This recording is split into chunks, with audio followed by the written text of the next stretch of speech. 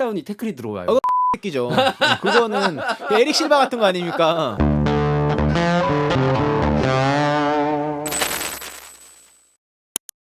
자, 본격적으로 격투기 소식을 다뤄보겠습니다. 지난주에 일요일 날 UFC 279가 열렸습니다. 뭐 말도 많고 탈도 많았던 그런 대회였습니다. 저희가 뭐 예상한 게 아무런 소용이 없게 돼버렸어요. 맞습니다. 예. 네. 자, 함자트 치마에프가 정말 허를 찔렀습니다. 개최를 실패해버렸어요.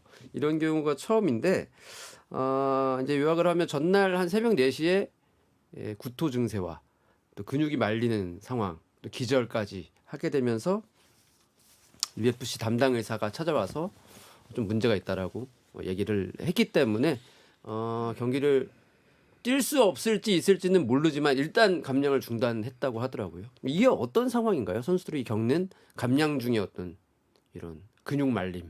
근데 음. 이게 대부분 다 있지 않나라는 생각이 들거든요. 그러니까 수분 감량을 어느 정도 하는 선수라면 네. 어느 정도 다 있는 상황이거든요. 저도 그랬고. 근데 저는 이거 딱 보고 들었던 생각이 저같이 이제 쩌리 선수한테는 의사가 굉장히 늦게 옵니다. 오긴 와요? 이상이 있으면? 이상이 있다고 하면? 그쵸. 저는 이상이 있다고 얘기를 했다기보단 개체장이 안 나타나니까 뭐지 하다가 이제 의사가 이렇게 와서 상태를 보고 중단시키고 이렇게 된 거거든요. 네네. 근데 함자트 치마에프 정도 되니까 확실히 의사가 굉장히 빨리 온다. 그래서 아니 근데 이게 치마에프가 그 개최 실패하고 인터뷰하기로는 UFC 의사가 와가지고 감량을 중단해라라고 지시를 했고 그래서 자기가 개최를 통과할 수 없었다라고 이제 얘기를 했잖아요. 네. UFC 지시였다고 얘기했잖아요. 근데 네네. 이제 어제 나온 인터뷰가 있어요. 네. 어제는 누가 했냐면 치마에프의 코치 네네. 안드레아스 미카엘이라는 코치가 있습니다. 네. 이 코치가 인터뷰를 했어요. 그러니까 치마에프가 새벽에 갑자기 이제 수분 감량을 하는데 정신이 잃었다는 거예요. 근데 이런 적이 없었기 때문에 이 코치가 좀 무서웠나 봐요. 네. 그래서 의사를 부른 겁니다. 안 부르려다가 네. 새벽에. 근데 의사한테 물어보니까 의사가 이거 좀 힘들겠는데라고 얘기를 했대요. 네. 그래서 우리는 그냥 감량을 중단하겠다라고 코치가 결정을 내렸다는 겁니다. 뭐 그런 경우래요. 네네. 그래서 치마이프는 자꾸 뭐 의사 탓, UFC의 결정이었다 이렇게 얘기했지만 이 코치는 다 내 탓이요라고 어제 인터뷰를 했더라고요. 그런 그렇구나. 상황이랍니다. 네. 그럼 어찌됐든 근데 뭐 이런 상황이 굉장히 위급한 상황이다라고 볼 수는 없어요. 그냥 대부분 선수들이 겪는 과정이에요. 저도 기절도 약간? 저 엄마 앞에서 기절했어요. 아니 그러면 불안 치고. 기절하면 어떻게 되는 거예요? 어떻게 깨워요? 그냥? 깨워야죠. 근데 기절을 하는 이유가 감량 때 이게 저혈압 때문에 기절을 하는 거거든요. 물이 너무 많이 빠져나가면서 혈압이 네. 너무 낮아져서 대부분 이제 기립성 저혈압으로 많이 기절해요. 그러니까 네. 저도 그 당시에 제 일본에 이제 비행기를 타러 가기 바로 직전이었거든요. 그래서 네. 체육관에 가서 형들이랑 같이 출발하기 위해서 감량을 다 마치고 그러니까 62kg인 상황이에요, 제가. 네네. 그 당시 62kg. 러시아에서? 아니요. 일본 시합을 뛸 때 일본 시합에서. 네. 일본에는 제가 개체를 다 맞춰놓고 체중을 다 맞춰놔요. 한 500g만 남겨놓고 그냥 일본에서 대기하다가 바로 개체장 가서 통과를 시킨단 말이죠. 항상 그런 스텝으로 시합을 뛰었었는데 네. 그때도 62kg를 맞춰놓고 500g이 다음날 일어나서 빠질 걸 생각을 하고 이제 체육관으로 이동하려고 이렇게 앉아있다가 일어났는데 기절을 한 거예요. 기립성 저혈압으로. 그러면 완전 딱 띵하고 가는 건가요? 아니면 오오오 이렇게 약간 정신이 살짝 왔다 갔다 이게 하는 완전히 좀 약간 초크로 가는 느낌이죠, 이거. 스르르르. 네. 간다 하면서 뿅 가버리죠. 가는데 하고 뿅 가고. 그러면 좀 무섭지 않나요? 선수들이 그런 걸 당하고 나면? 근데 이건 일반인 분들이 공감을 못 하실 수도 있어요. 못하죠. 전혀 못하죠. 근데 여기서 몸에 물이 들어올까봐 더 겁나요. 난 더 이상 뺄 수 없다. 이거를 이 상태를 유지해야 된다. 내가 기절을 하더라도. 그래서 그렇게 물이 일단 들어와 버리면 경기 나가리 되니까. 네, 만약에 다시 체중이 올라가잖아요. 네. 그러면 그걸 다시 빼내야 된다는 건데. 그건 말이 안 되잖아요. 그걸 절대 못 해요. 진짜로 절대 못 하기 때문에 그냥 기절을 했으면 일어나서 다시 가는 거죠. 모르겠습니다. 하여튼 네. 이 코치 말은 당시 굉장히 좀 심각한 상황이었다라고 판단을 했던 것 같아요. 그래서 그렇죠, 의사를 뭐. 불렀겠죠. 네. 그리고 치마이프가 이런 항상 힘들었답니다. 개체 그 감량이. 그렇죠. 치마이프가 워낙 크니까. 맞아요. 근데 이번에 특히 좀 그 캠프 들어올 때 몸무게가 좀 쪄서 들어왔대요. 그러니까 그렇죠. 좀 키워놓고 들어온 거죠. 네네. 평소 체중을 예전만큼 낮춰놓은 상태에서 훈련한 게 아니라 좀 높아져 있는 상황에서 감량이 더 전날 감량이 힘들었다라고 그렇죠. 이실을 짓고 하더라고요. 네. 예. 뭐 이런 상황이었습니다. 그래서 7.5파운드 개체 오바로 몸무게 체중을 기록을 했고, 근데 이제 거기다 대고 미안한 표정이 있어요. 아니 그게 좀 이해가 안 되더라고 나는. 정말 왜 안 미안한 거지 저게? 왜 갑자기 가운데 손가락을 날려버리지? 뭐 이런 거 있잖아요.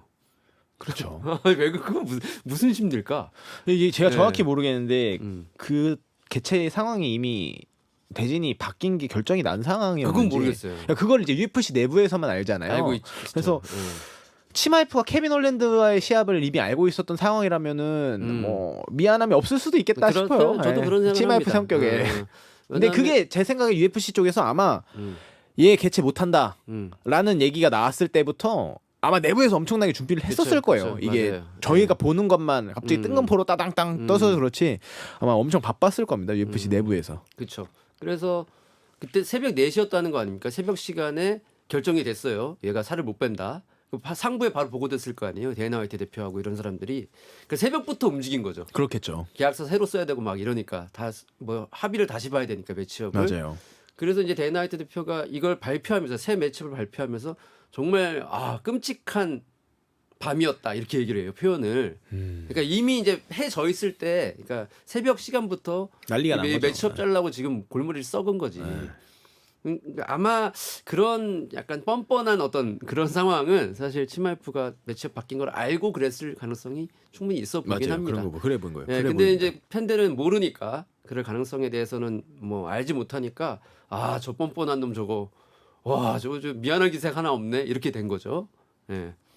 그래서 막 그 공개 개최 때도 야유가 나왔어요. 네. 원래 이런 스타일이 아니거든요. 네네. 그래도 뭔가 사람들이 조금 뭔가 약간 갱스터 같은 이미지, 알파멜 같은 이미지를 좋아했기 때문에 막 환호도 하고 박수 쳤는데 이번에는 야유를 막 퍼붓더라고요. 빠큐를 날려버리더라고요. 거기다 쌍빠큐를. 대고.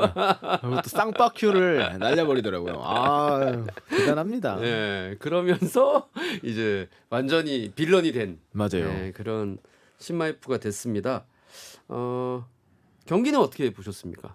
아 근데 뭐 예상한 대로 음, 케빈 홀랜드랑 바뀌었다고 했을 때부터 네, 야 차라리 정말 다행이다 싶었어요.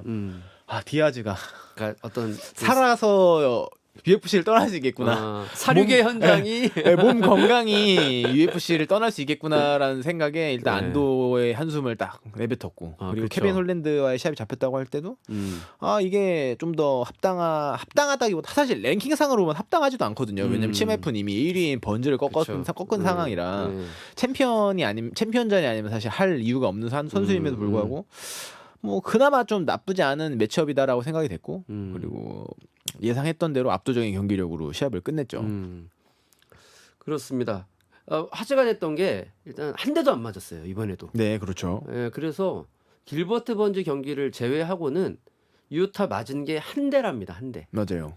이게 이런 식으로 목돈으로 맞는 것 같아요. 그러니까 그게 한 4경기 5경기 안 맞다가 네. 이제 한 번에 몰아서 맞아버리고 약간 이런 식으로 맞는 것 같습니다. 그렇습니다. 얘는. 네. 그 번즈 때 그냥 한번 자기 테스트 해본 뭐 느낌으로 싸웠고 이번 경기는 그냥 속전속결로 끝내버렸어요. 그렇죠. 근데 그 과정에서 글러브 터치를 이제 유도한 홀랜드를 뭔가 쌩까고 바로 태클 들어간 거에 대해서 비매너 논란이 좀 있었거든요.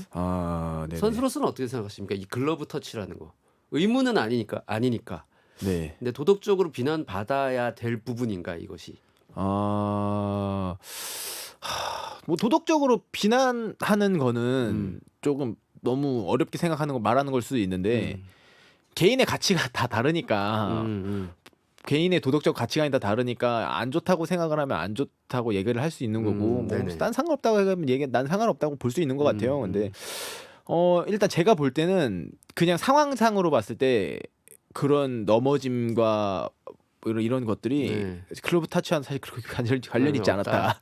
그래가지고 특별히 막 사실은 문제 삼지는 않아요. 왜냐면 글러브를 터치를 모션을 하고 그리고 치마이프가 태클 들어갈 때 모션이 나올 때 케빈 홀랜드가 반응을 못했다면은 저는 이게 조금 질타를 받아도 괜찮다고 생각을 하는데 반응을 했어요. 중요한 건 반응을 했는데 그 다음 체인 레슬링에서 무너져 버린 거지 이게 반응을 못 해가지고 원빵에 넘어가 버린 게 아니라서 예.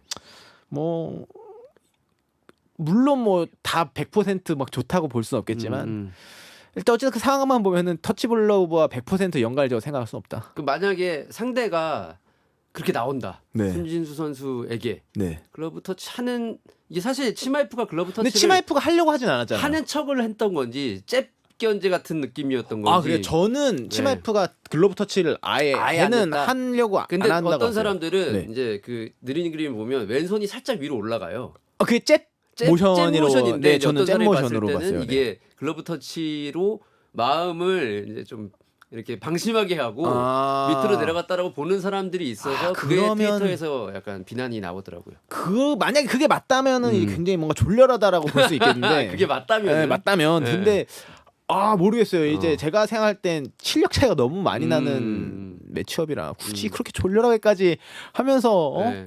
넘겨야 되나? 네.